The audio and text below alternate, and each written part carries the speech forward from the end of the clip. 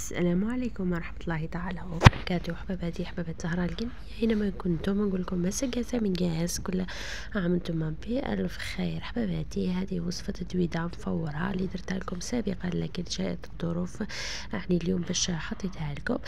دويدة مفورة مجمرة تبل، كل حبة وحدها كما كنتم تشوفوا، تشهي يعني تليق في مناسبة تقليدية كمناسبة يناير. تبعوا معايا حباباتي، وصفة خفيفة وظريفة سهلة جدا.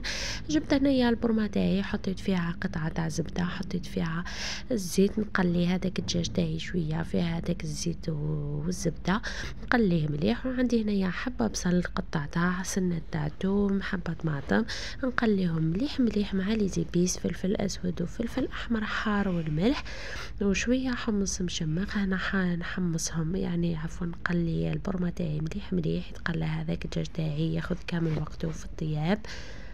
كما كم تشوفوا قلت لكم وصفة سهلة تقليدية، وصفة سهلة وبنينة جد رائعة وخفيفة كذلك، تشهي ما شاء الله. انا بعد ما قلت البرمة تاعي قليها مليح مليح كما كم تشوفوا كالعادة المعتادة، لازم يذوب كامل هذاك البصل، الدجاج تاعي ياخذ كامل وقته في التقلية. راح نمرقه بشوية ماء سخون ونخليه يطيب على غردو، ونروح للدويدة تاعي. دويدة خفيفة وظريفة درناها كطبق تقليدي جد رائع. انا جبت القصعة تاعي نفرغ، هنا عندي 500 غرام تاع دويدة، كنت من نوعية رقيقة اللي جات خفيفة وبنينة، وكل حاجة كل حبة وحدها ما شاء الله. حطيت شوية زيت، فلفل اسود والملح، ونشحر هذيك الدويدة تاعي مليح بهذاك الزيت، ونحطها تفور للمرة الاولى. أنا قلت لكم وصفات تستاهل انكم حباباتي تجربوها، وانكم على هذه الوصفة يعني تعطيونا اكثر دعم باه يوصلكم كل جديد من مطبخ سهرة القلمية.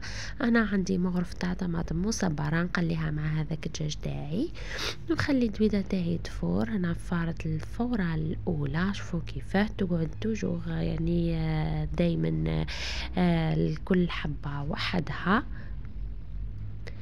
نفرخها كما هكا، ونحط لها ملعقة تاع زبدة، وكذلك كنت نحيت شوية تاع صوص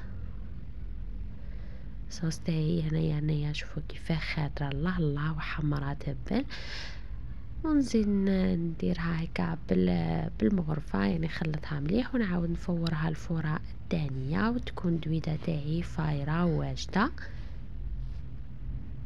نرجعها للكسكاس ونخليها تفور مليح. شوفوا كيفاه تبقى دايما كل حبة وحدها، يعني هاد الدويدة تهبل، قلت لكم خفيفة على المعدة، خاصة انك ديريها على العشاء، يعني مش ثقيلة خلا خفيفة وتهبل كل ما تاكلي راسك يقول لك زيدي. يعني وصفة في القمة ما شاء الله عليها، دويدة مفورة ومجمرة من لمسات زهراء القلمية. نتمنى حباباتي يعجبهم هذا الطبق التقليدي ويجربوه، بنينة سلي يهبل شهيدكم في الجنة ان شاء الله.